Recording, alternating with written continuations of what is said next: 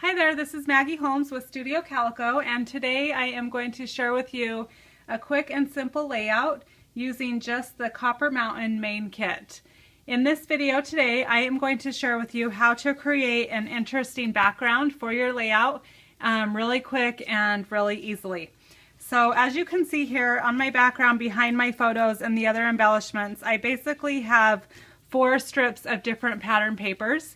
And the reason that I like to do this is that sometimes when I pull a kit out and I have a photo and I'm looking through the papers, it's great to use plain cardstock for your background, and a lot of times I do that, but sometimes I want something a little bit more interesting, and so then I'm drawn to use a pattern paper for a background. But then what happens is a lot of times I find my favorite pattern paper, like this one I absolutely loved, but then when I go to pull my photo in, I find that it's a little bit distracting and a little bit too much to have so much busyness with the pattern paper, and that it fights and contrasts too much with the photo. And so then in that case, what I like to do is what I did here on this layout, where I took 4 different pattern papers that I absolutely loved from the kit and I combined them together. And this way I was able to include some of these fun patterns like the multicolor stripe here and the yellow hearts, but because I only added them in just smaller strips instead of that being the entire background, it didn't fight so much with my photos, and it allows my photos to stand out a little bit more. So I'm going to show you how to do that just really quickly and easily. So basically I just took the dark navy cardstock and I used that as my base for the page, and then I picked out the pattern papers that I loved. And what you want to do is you want to pick 3 or 4 like I did here. And what you want to look for when you're picking out your different papers is some contrast. And so you don't want them all to be equally the same busyness or the same scale or even the same color. You want to have some lights and darks here, like I have the lighter with the white, and then it pops with the yellow. And then this one, like I said again, is the busiest and has the most colors, but we're going to use that in a smaller scale. And then the wood grain acts as a nice neutral to kind of balance all those together. And then what I do is, there's no exact formula. I just take my paper and my cutter and I just start trimming some strips down to size. And so I chose the wood grain. I loved that, and again I like that it was a nice neutral, and I did that as my largest strip.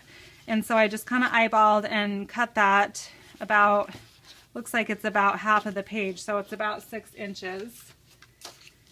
And go ahead and use a little adhesive, and I just simply adhered that right onto the cardstock like so.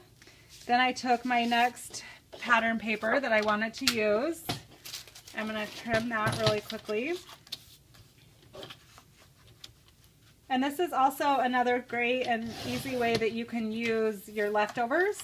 So if you save these big long strips that you have left over for making other layouts, it's really fun to take all those strips and kind of mix and match those and find what works nicely together.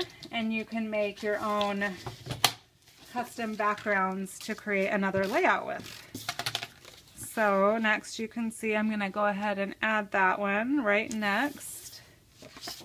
Then on this one, I wanted just 1 strip going this way, so I just turned that on its side. And I'm just going to go ahead and cut a strip of that. And again, you can just kind of eyeball these strips. I don't normally do any measuring when I'm making my layouts, especially when I'm trying to work quickly and like this layout, and just do something quick and easily.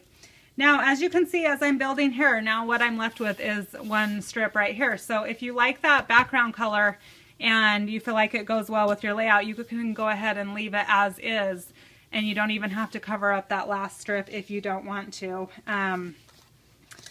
But I chose to add the white paper on here just because I felt like that added a little bit of brightness, and I felt like the dark navy was too too dark for the photos that I had chosen. But again, had I chosen some other photos or even used a different background like a white or a gray here, I might have chosen to leave that.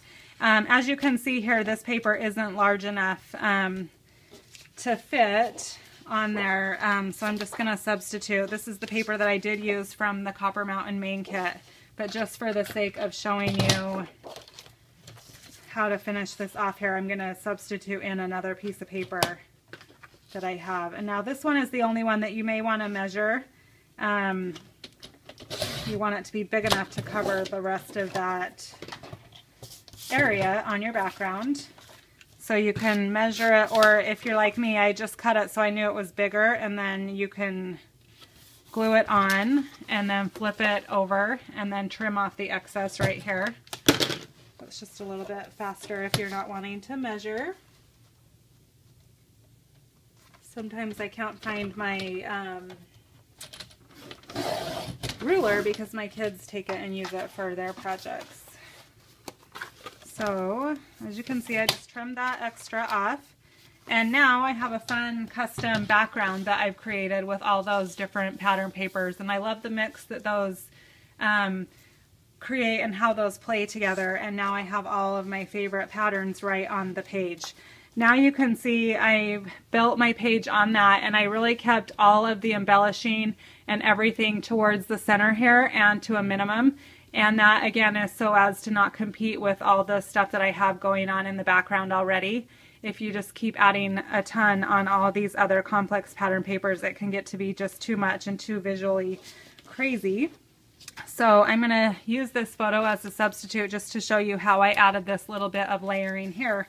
And again, because I have all the bright and fun colors and patterns going on back here, I chose to keep the papers that I use behind my photo as the mattes to more neutral papers and keep them more more white and light so that they would help pop the photo off the page. So basically this is about the same size of 4x6. I just had two smaller 3x4 photos that I kind of layered there. And what I did is I will just take some leftover scraps, and again I'm just substituting these papers in.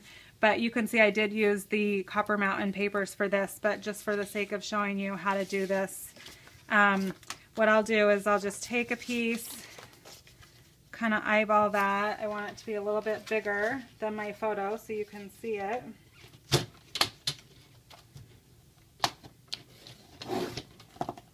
And so this is what I'm using to mimic this gray paper right here. And so I just would have a piece like this and layer that behind right there. And then over here, this is a glassine bag. And what I do with those is, those come from the packaging, from the kits, and I save all those. And they look like this, and I just keep them in a little box near my scrapbooking desk. And a lot of times I don't even peel off the sticker because you can see right here it's going to be hidden behind.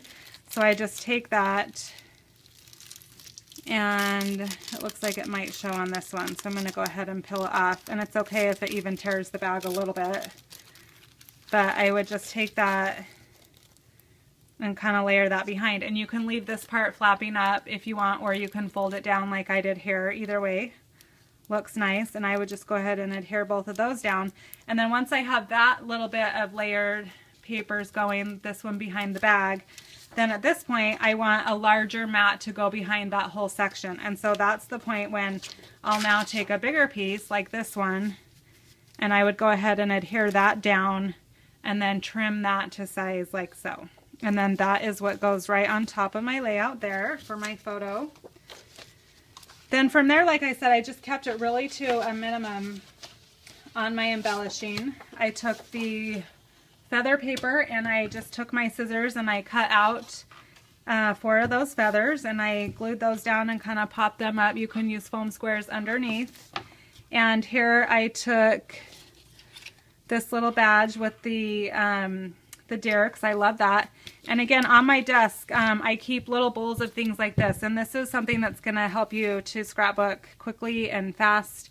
And I just keep pre-punched little pieces of old book paper, and then I can just grab those when I need them. And so I basically just took that and I sandwiched that on there, and then I had another larger one that I had die cut with my silhouette machine, and that was just left over. And so I sandwich that right on top and add that. Then you can see I used the alphabet stickers to add my title, layered that right on top of my photo and stretched it across, added a couple of little embellishments like the 2 little hearts here and the heart there, and took a label and I tucked that in behind there. And then I took my journaling pen and I just wrote my journaling and some lines and some doodling along that right side. And that's it. So you can see that, again, most of the work comes in creating the background, but it still went together really quickly and easily and simple. And all you have to do is cut different strips of paper at various sizes to throw those on there, and then you've got a custom background. So I hope you enjoyed this video, and if you're looking for more inspiration or ideas, be sure to check out the Studio Calico blog and the galleries. Thanks so much. Bye-bye.